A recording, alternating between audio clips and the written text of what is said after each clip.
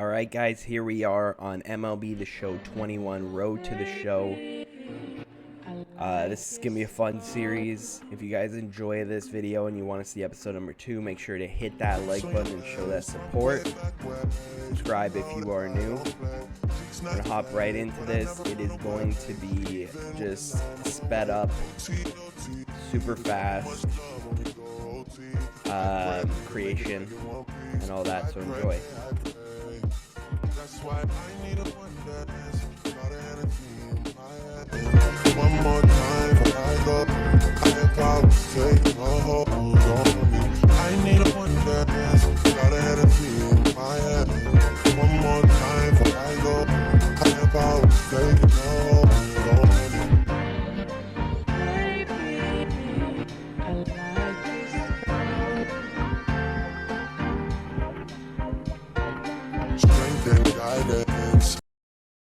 With the MLB draft already underway, a young prospect shares his expectations with a former coach.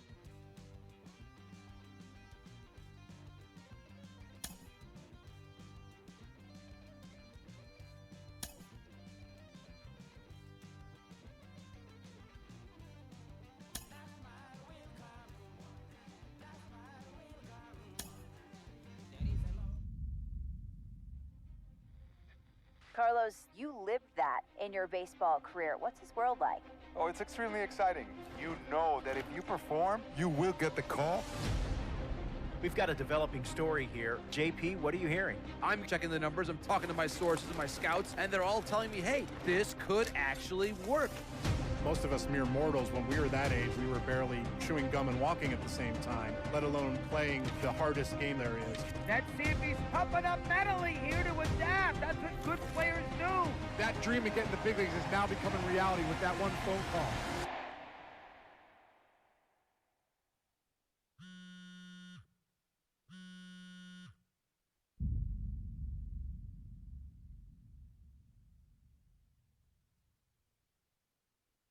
Continuing our MLB Draft Day 2 wrap-up coverage, back to the prospect that we mentioned before the break. There was some surprise, even some criticism of the front office over how early he went off the board. Jonathan Mayo, what do you think of this pick? Man, I don't think any of us saw this one coming. This definitely feels like a reach to me. I had him more as a day 3 kind of guy. There was a split camp. A lot of scouts disagreed whether he's better as a pitcher or better as a hitter. I'm guessing the team felt that he's got potential on both sides of the ball, and maybe that adds some value to him. But this made me scratch my head a little bit for sure. All right, Jonathan Mayo, thanks. What about you, Jim Callis? Was this a head-scratcher or the reach of the draft, as some of the other analysts have suggested? Yeah, I talked to somebody with the team, and they're excited to get this guy. This is a guy they really want. And the 2 points the club made to me were, one, this whole debate, is he a hitter, is he a pitcher, what are you going to do with him? There was a lot of confusion. This team isn't confused. This team feels like he's got very good potential as a hitter and as a pitcher. They may even try to play him both ways.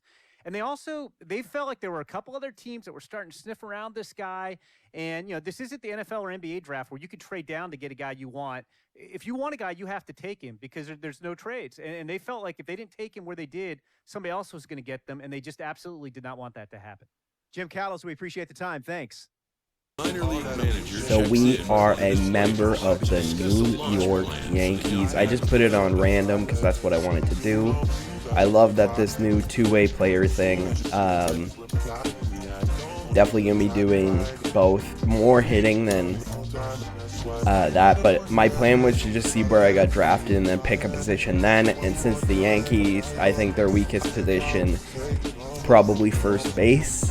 So, yeah, they got their outfield stacked.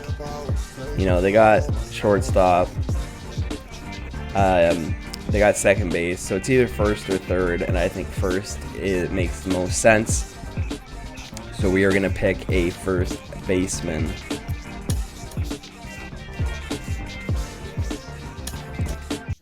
Rolling along with the podcast and back on the prospect who's divided the scouting community, I am opposed to this belief that he went too high. I really think he could be a steal here. This is a guy who's got so much development left to do. He's got so much potential. And I think all the scouts who are down on him think, oh, he's not a finished product. We don't know what he is. That, to me, could be a good thing. He can hit. He can field. He can pitch. There is so much untapped potential so far for this guy. I'm excited to see what he becomes. And certainly as he gets started actually playing, actually being in games, we're going to be able to talk to some other folks who get a better read on him and see what they think. I'm excited for that. And frankly, I'm going to have my eye on him for a while. Minor League Baseball is live and on the air on the show. Opening night here in this brand new season between the Harrisburg Senators and the Somerset Patriots. We've got baseball on the show, and it's coming up next. It's going to be fun. Review of Brandon Rice.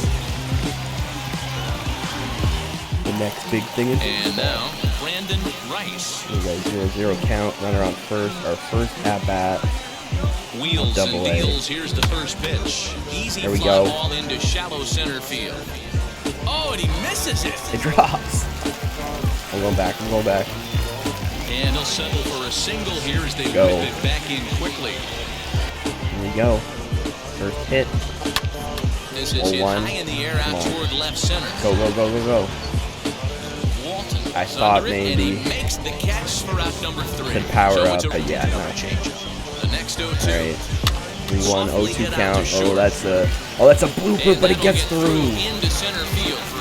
We get another hit, and that is our first RBI. We got our clutch up. Let's go. Strikeout thus far. And here we go. Double play to end the game. One there. On to let's first, go. And he rolls the double play ball. We got a W game. This ball game is over. We hit 2 for 4, 2 singles, RBI.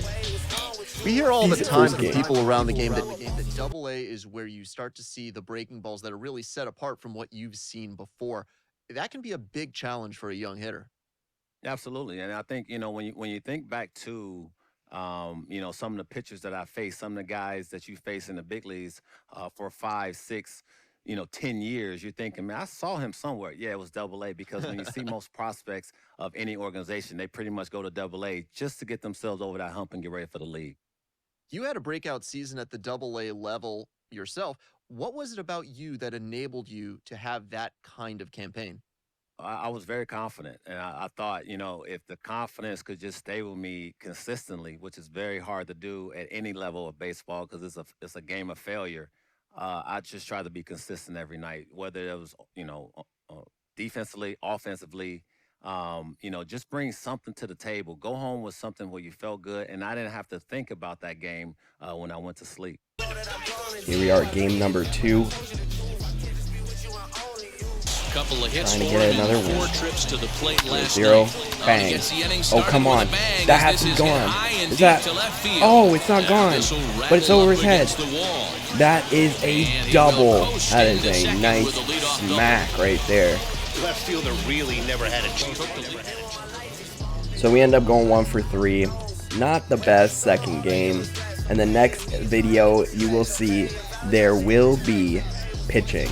It'll be our first pitching debut. If you guys want to see it, hit that like button, subscribe if you're new. It's 93B Rice of Candace Gaming Legion. We are the true, north, strong, and free. Peace.